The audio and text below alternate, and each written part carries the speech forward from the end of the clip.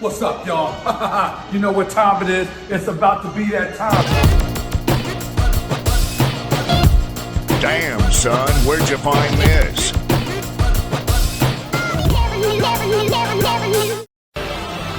Release it, Gohan! Release everything! Remember all the pain he's caused, the people he's hurt. Now make that your power! Say goodbye! Now's your chance!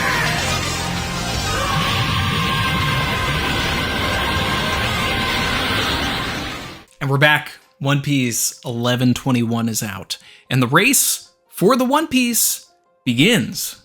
Which sounds ridiculous considering we're 27 years into the story, but as it turns out, Vegapunk's message was never intended to give us any truly juicy information. It was a way to galvanize the generations for a third time.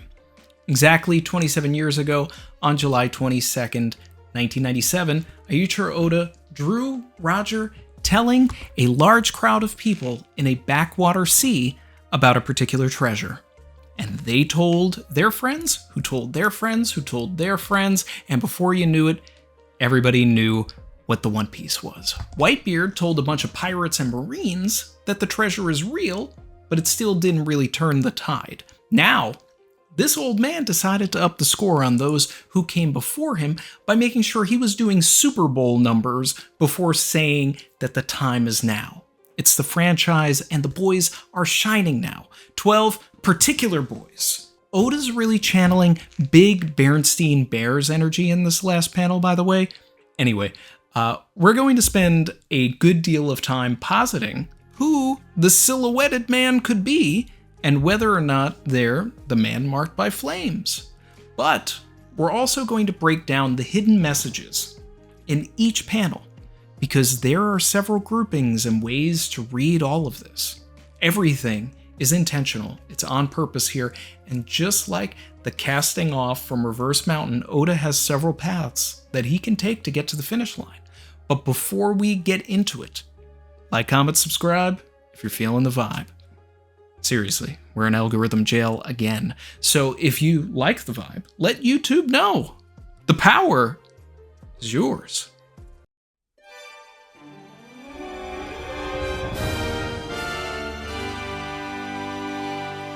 1121 has a glorious final spread detailing the key players of the final saga. And before we analyze the intentionality behind every single panel here, I want to turn our attention quickly to chapter 693's New Age spread, which is absolutely what this page reminds me of. This spread came as Punk Hazard was ending. Before the crew left, it was the chapter where Frankie was fighting Baby 5 and Buffalo. It ends with Monet's decision to blow up Punk Hazard. So with all of that in mind, let's look at things this spread foreshadowed with its placements. You have Kuzan on top of Doflamingo, which literally happens just a few chapters after this. You have Shanks smirking in between Kid and Killer, showing that they were always intended to be connected. Akainu is in between the two warlords, but across from Shanks, potentially foreshadowing Shanks' ties to the world government. Hawkins and Apu are across from each other well before their alliance is revealed, and hundreds of chapters before we learn that they are both working for Kaido and Wano. Blackbeard is across from Kuzan, dozens of chapters before we learn their connection, and Kaido is across from Big Mom. Don't need to explain that one. But an interesting take is that 3 out of the 4 members on the outer edges are currently presumed dead. It's One Piece, but you know what I mean. Either way, it doesn't bode well for Jinbei. The only instance I can't connect here is Killer and Dofi. And since it's confirmed that Hawkins is actually dead, if we take the presumed dead characters at face value, that means the only characters still alive on the left side of this panel are Shanks and Blackbeard, 2 characters that have been theorized to die in the story. Could the right side be all of the characters that are going to be alive at the end of the story? That would mean that Big Mom is actually alive. But considering I don't believe that Akainu will be alive at the end of the story, I'm more inclined to take the chapter title, Die For Me, at face value, and every character on the left side and right side of this entire spread are characters that will be dead at the end of the story. We'll have to wait and see on that. I totally buy Apu dying. He's not really contributing to the story, but Kuzan, Doflamingo, and Jinbei would be big surprises.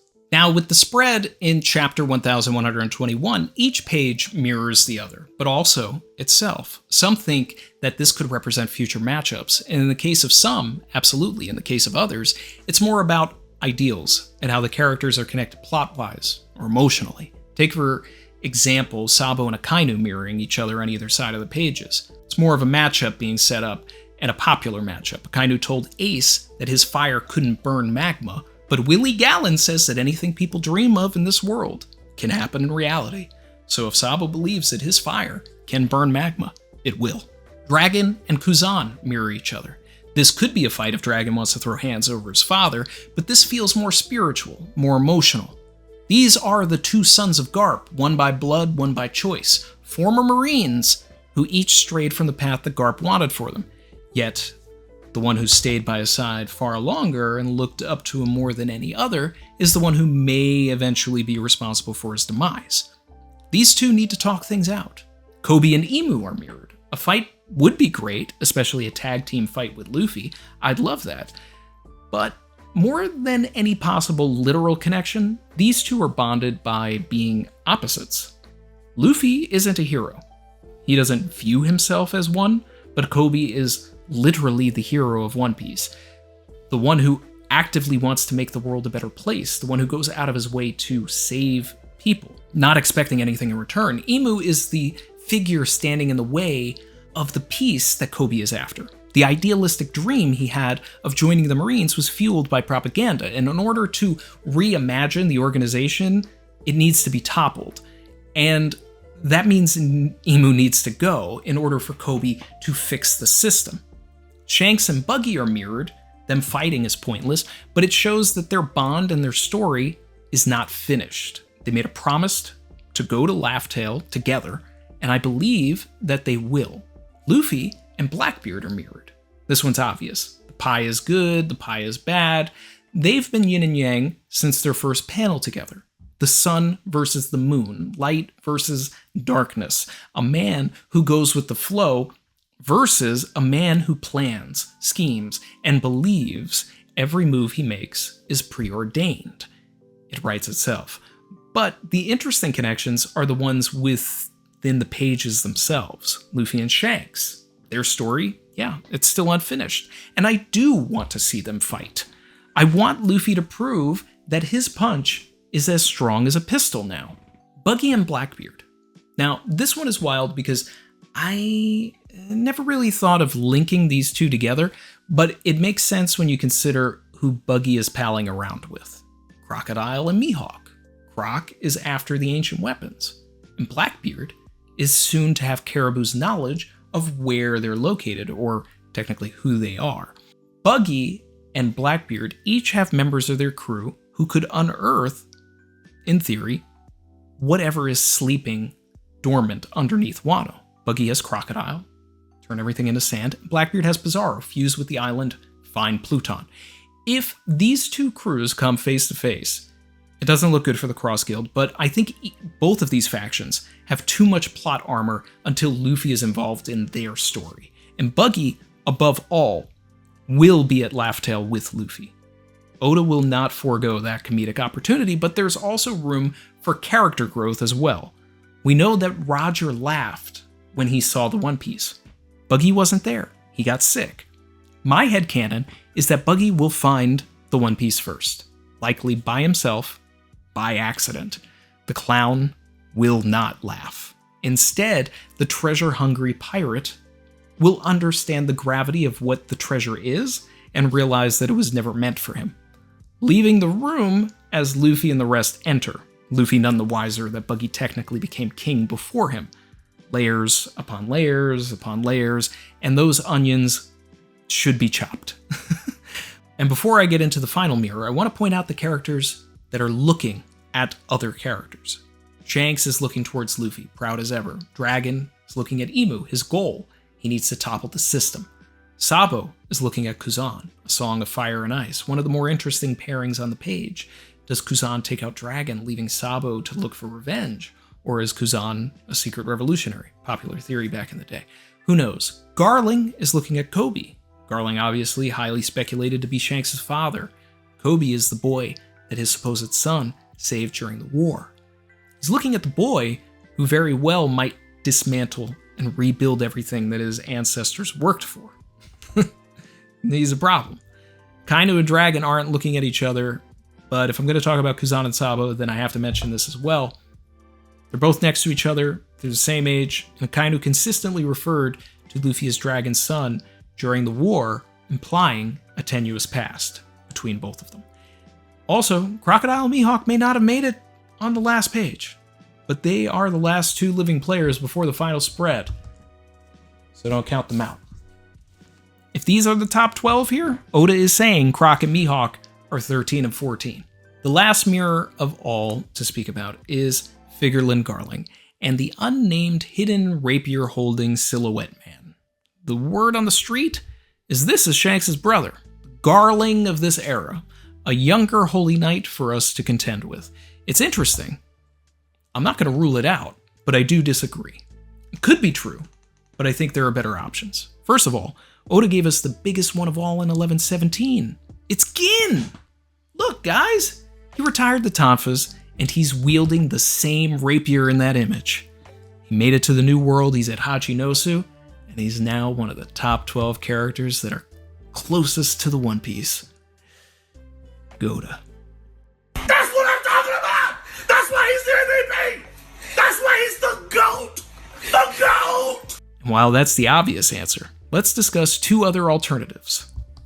I believe that the character that is silhouetted in the massive spread in chapter 1121 is the very same silhouetted character shown at God Valley in 1096, a member of the Rocks Pirates, potentially the man marked by flames. Why shouldn't the man marked by flames be one of the most important characters in the endgame? He's got the last road poneglyph. And given that the character mirroring the silhouette is Figurlin Garling, the connection could be God Valley. And furthermore, I would love to know if the man was marked by said flames by Figurlin Garling. But who could it be?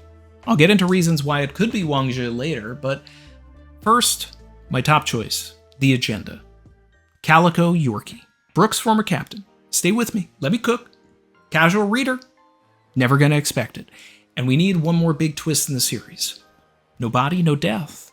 Yorkie just sailed away from his crew into the Calm Belt, but as I discussed in the big Luffy lineage theory at length, watch that if you need to, there are islands in the Calm Belt, specifically Amazon Lily. I believe Yorkie was nursed to health by Gloriosa, and the Rocks pirate that she is infatuated with, love sickness and all, was none other than Yorkie, captain of the Rumbar Pirates. God Valley is in the West Blue, where Yorkie is from, where the Rumbar Pirates are from, where Brook is from. And it would stand to reason that Yorkie would want to go back to the West Blue to see if Brook and the rest made it back. But first, one big score. Score that potentially leaves him burnt and scarred by Garling. But in the midst of all of that chaos, he and Roger learn enough to start questioning what is going on in the world, leading Yorkie to find the road poneglyph to keep safe until the prophesized warrior returns to save the world. Why didn't Yorkie see Laboon? Because he accepted a noble mission that was bigger than that promise. But it would also cause the first flashback character we were introduced to as we entered the Grand Line to be the last obstacle to get to Laugh-Tale, introduced by the character who introduced us to Laugh-Tale, Crocus. Bringing things full circle. And if Yorkie also, as I theorize, in the Luffy lineage video, is truly Luffy's other grandfather, the timelines match, people, then it adds so many layers to Brook pledging his life to protect Luffy. I don't want to repeat myself too much, so check out Luffy's lineage if you want more of a chat on Yorkie and Luffy. Also, Yorkie uses a rapier. Oh my god. I get it. Should I have led with that? Nah, gotta save the best for last, right? And lastly, not necessarily the best, but a really good option, maybe it's better than Yorkie, is that it's Wang Zhi, who also would be an old man like Yorkie at this point, and a decent candidate for the man marked by flames. It seemed too obvious after getting the man marked by flames name in 1056 and then the reveal that Wang Zhi was active 2 years ago, that they could be the same. Which made us drink heavily the Saul Kool-Aid for so long after 1066 before getting 1081 and having it all go back to square one. In real life, real history, there was a pirate named Wang Zhi, spelled exactly the same way, who operated as a mercenary for the Chinese and Japanese governments, taking out other pirates. He was a real-life warlord of the sea, and likely an inspiration for the concept in the story. The Rocky Port incident was very likely built around the idea that 3 warlord slots needed to be filled, and Wang Zhi would have made sense to be asked to become one if he wasn't already feeding the government on the sly like Kaido. Considering the amount of power that Wang Zhi would have held as leader of Hachinosu, I entirely buy that he, just as his fellow Rocks Pirates members, Kaido and Big Mom, had road poneglyphs, he would have one too. The entire Rocks crew likely knew how important those particular red stones were, as Big Mom had hers as far back enough that Roger had to sneak into Tataland to get a rubbing of her red poneglyph. So if Wang Zhi realized that he was losing everything, I buy that he tossed the poneglyph on his boat and sailed away, determined to only share the stone with the proper individual, or maybe we have to have a sea battle for the stone. That's fun too. Wang Zhi is confirmed to have been at God Valley, so he's likely the safer choice to mirror Figureland, right? Moving on to the rest of the chapter. This chapter had an unprecedented number of my goats and top 20 characters in one chapter. Crocodile, Iceberg, Wiper, Kuma, Rayleigh, of course, Vivi. And interestingly enough, with all of the mirroring going on, the mirrored shots of Shirahoshi and Vivi in 1121, while talking about the ancient weapons, really fuels my Vivi as an ancient weapon conduit agenda. I talk about this in one of the earliest theories on the channel from years ago, but I'll update that separately during the break. Oda goes on to push the importance of 3 particular races for the remainder of the final saga: Buccaneers, Lunarians, and the Three-Eyed Tribe.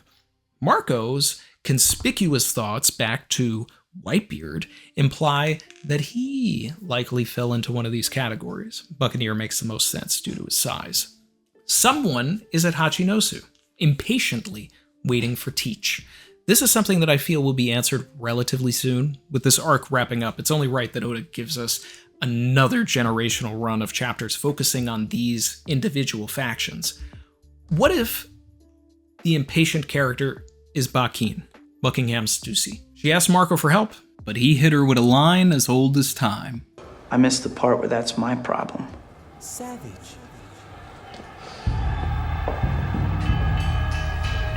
And clearly isn't going after Weevil and Impel Down. And Bakin and Big Marshall's goals seem somewhat aligned, with both of them being responsible for the deaths of various Whitebeard pirates, commanders, and even the man himself. It would make sense, although be a boring retread, if Blackbeard was responsible for another Impel Down breakout. However, I wouldn't be surprised if Bakin went to Blackbeard, specifically because he has actually done it before. Should this be correct, I'd expect Blackbeard to flat out deny her, as it doesn't fit his plans now, leading her to have to find another way, or more likely, it all just happens off screen without her. The voice also could be Caribou talking, Augur having already warped back, but the impatience and context would seem a little out of place for that. We then move on to Oda's recreation of the father-son Kamehameha, with Bonnie and Luffy absolutely obliterating Saturn. Brick killed a guy. Allegedly. I have to take a moment to shout out the beautifully wrenching what if panel of Kuma, Ginny, and Bonnie. It truly captures the spirit of what it means to be a parent so perfectly, and this is going to crush all of us in the anime. I don't know if people realize it now, but 1121 has the potential to be one of the finest anime episodes of all time when the chapter gets adapted. But The key points of foreshadowing in the chapters start when we see the reprise of Roger's speech. That's when Oda tells us who is truly important to the endgame of the story. We go from Roger to his right-hand Rayleigh to a bunch of randos showing that the message is landing precisely the way that he wants it to. Then the key panels, the ones with Oda boxes, Blackbeard, Shanks, the Cross Guild, and the Marines, who most interestingly of all are going to finally join the rat race, putting Oda's words about Akainu to practice. If Akainu searched for the One Piece, he'd find it in 1 year. Well, that year is now. And speaking of years, either one has passed or there is an error. Roger's death was canonically 24 years ago. The official now says that it was 25 years ago, but still says that Marineford was 2 years ago instead of 3. Unless we're now in the month of Roger's execution and it was 22 and a half years ago at the start of the series, then it's potentially an error. But I do like the idea that time has passed to where it really is 25 years now, coinciding with the anime's 25th anniversary. Love this chapter. Great one to go on break with. Also, a great place for Oda to pop somewhere else in 1122. Let us breathe with some other factions before returning to the Egghead finale. There's not much left. 1 or 2 chapters. A little bit of wrap up, maybe one more big twist, another sacrifice, Kuma probably. And then we're on our way to Elbaf. And I'm excited to have shared this particular one with you guys, especially since it directly reflects Chapter 1 on the exact anniversary of Chapter 1. If you enjoyed this content, please the Matrix by letting them know with words. Or hashtag lurking legend again. Thanks for the support, everyone, and I'll see you soon. Like, comment, subscribe if you're feeling the vibe.